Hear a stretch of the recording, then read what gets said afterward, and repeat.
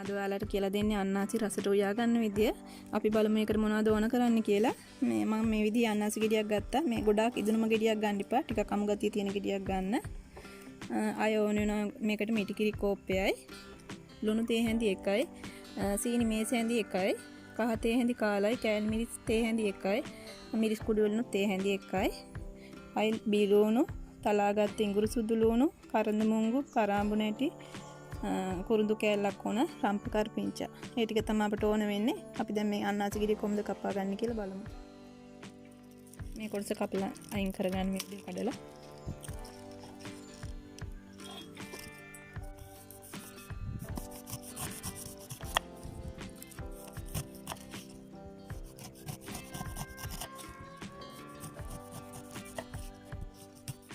මම අන්නාසි ගෙඩිය මේ සුද්ධ කරගෙන මේ විදිහට සෝදගත්තා. දැන් මේ විදිහට කපා ගමු.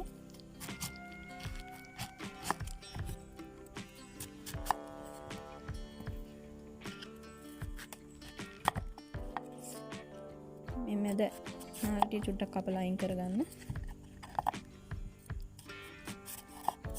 ඊට මේ විදිහට පොඩි කෑලි වලට කපා ගමු.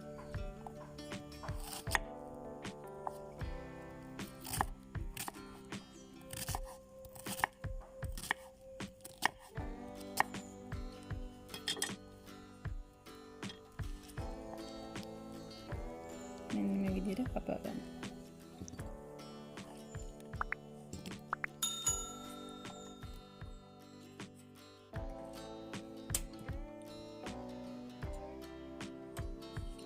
මම තෙල් ටිකක් එකතු කරගන්නවා. බීලුණු, ඉඟුරු සුදු ලුණු,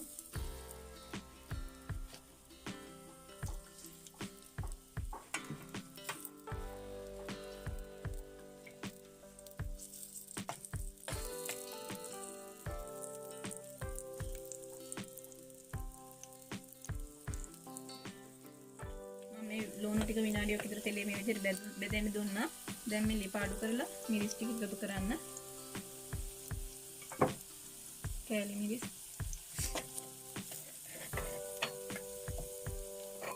ලුණු, මම සීනි ටිකත් එකතු කරනවා. දැන් අන්නාසි ටික එකතු කරගන්න.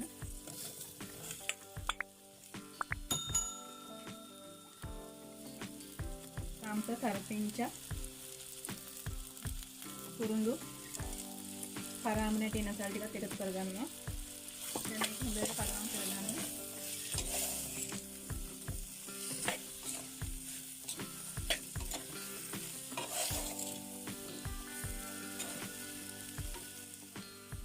මුලින් එකතු කරගන්න බැරි වුණා. කහ ටිකත් මේ විදිහට එකතු කරගන්න. මේ පාඩු කරලා මම මේක පියනකින් වහලා ටික වෙලාවක් තියා ගන්නවා. මේ පියන ආරින් විනාඩි 3කට පස්සේ දැන් බලන්න මේක වතුර ගතිය වගේ හොන්නලා තියෙනවා. ගින්දරත් අඩුවෙන් තියාගන්න.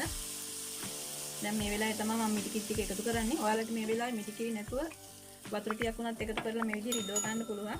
මම කිරි එකතු කරේ එතකොට ටික රස වැඩි නිසා.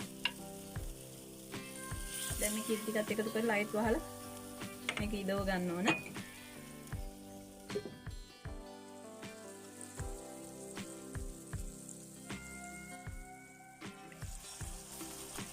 දැන් මගේ මේ අන්නාසි එක ලෑස්ති. මම මේ විදිහට විනාඩි 10ක් විතර ඉදව ගත්තා. ඔයාලත් මේ අන්නාසි කෑලි ඉදලා නැක හොඳට දෙනකම්ම ලිපේ තියාගන්න ඕන. දැන් මේ විදිහට මම ඇති නිසා ලිප ඔෆ් කරගන්නවා.